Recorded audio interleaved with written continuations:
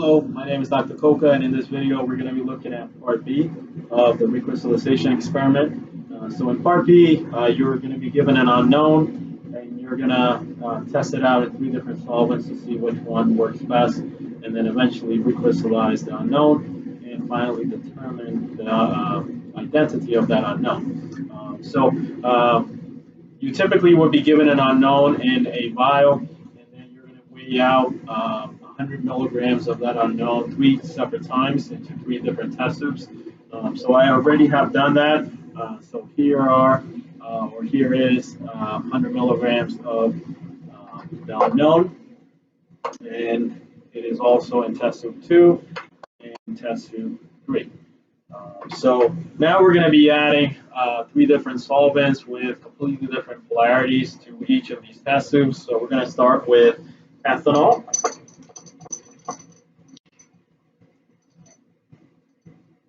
And we want to add just about enough solvent to cover the crystals that we have weighed out. So that takes probably about 1.5 to 2 mils. And you want to then observe what happens. So you can see that, well, we haven't shaken it yet, but the ethanol is still at the bottom of the test tube. But if we start to shake it,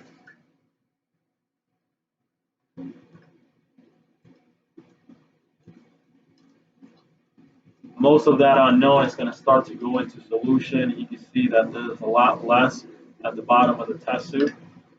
If we continue to do this, for the most part, the solid is going to be gone. So there's just a little bit left. If we were to do this for maybe a couple more minutes, we're going to find that this particular solvent is not really going to work with this unknown. Most of it or all of it will go into solution, which is not something we want. So pretty much all of it is gone by now. There's just a little bit left. So for a recrystallization solvent, we want a solvent that doesn't dissolve our compound at room temperature. For the most part, it doesn't dissolve it. So we're going to move on to another solvent. So we're going to use test tube 2 with water. So water is a very polar solvent. We're going to add about the same amount that we did for ethanol, about 2 mLs roughly. And here is the result.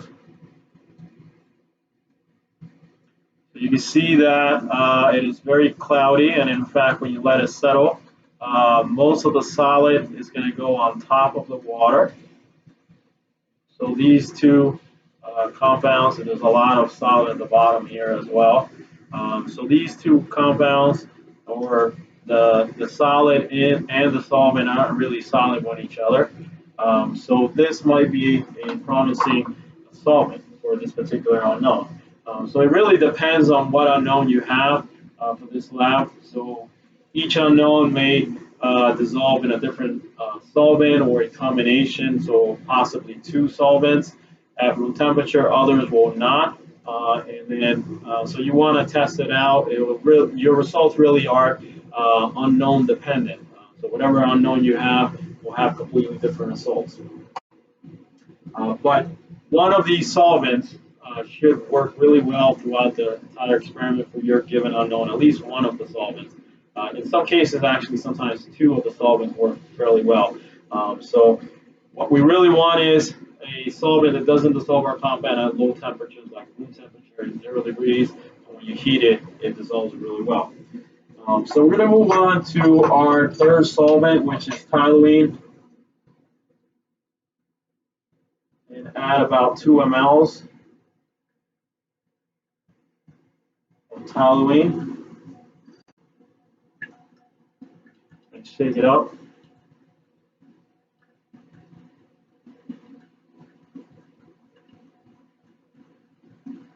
And you can see that it's fairly cloudy, and when we let it settle at the bottom of that test tube, there's quite a bit of solid. Okay, so if we continue to do this for a little bit longer, it's not really going to change much. So it looks like water and toluene are so far good solvents, or at least good candidates for recrystallization. So we're going to take test tube 2 and 3, and we're going to place it in the hot water bath. So a water bath has boiling water. So I'm not going to do anything with the first test tube. It has ethanol. So as we saw, ethanol dissolves are unknown, this particular unknown really well. So we don't want to use it for the rest of the experiment. It's pointless. And so we're going to move on to with these two other solvents. So after we let them heat for a little while, we might want to sort of use our spatula to get it to dissolve. And we're going to start with the test tube that has water in it. Stir it up a little bit. And within a few seconds, the solution is pretty clear. Um, so you can see there that that previous water solution with our unknown was very cloudy. Right now it is very clear. So this is a good sign. We want our recrystallization solvent to dissolve our unknown really well when we heat it. So we're going to now try with test tube 3, which has our unknown in toluene. So we're going to use a spatula, stir it up a little bit, get it to dissolve as best we can.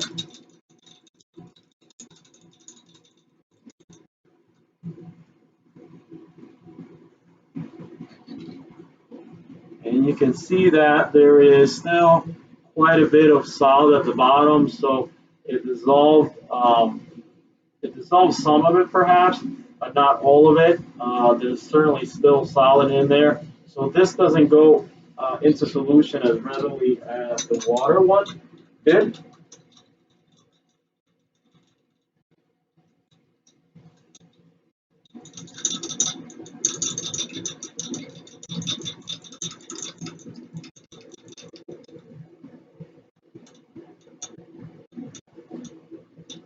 So this probably is not a good solvent either.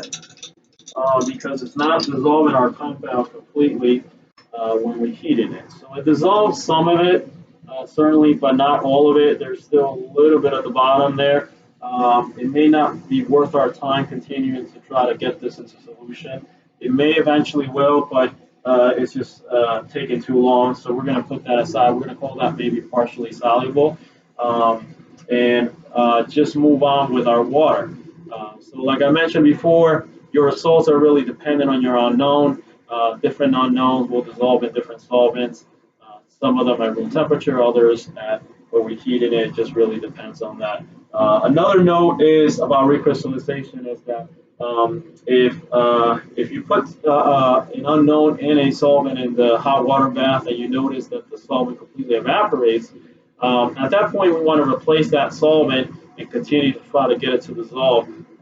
If you just see crystals and no solvent in there, that's not a sign that you have successfully recrystallized the unknown when you're heating it, because we don't want that. We really want the solvent to dissolve our compound. If the solvent just simply evaporates, we're not really doing a recrystallization. So we always want to replenish that solvent while we're heating it in the water bath as we're trying to get it to go into solution.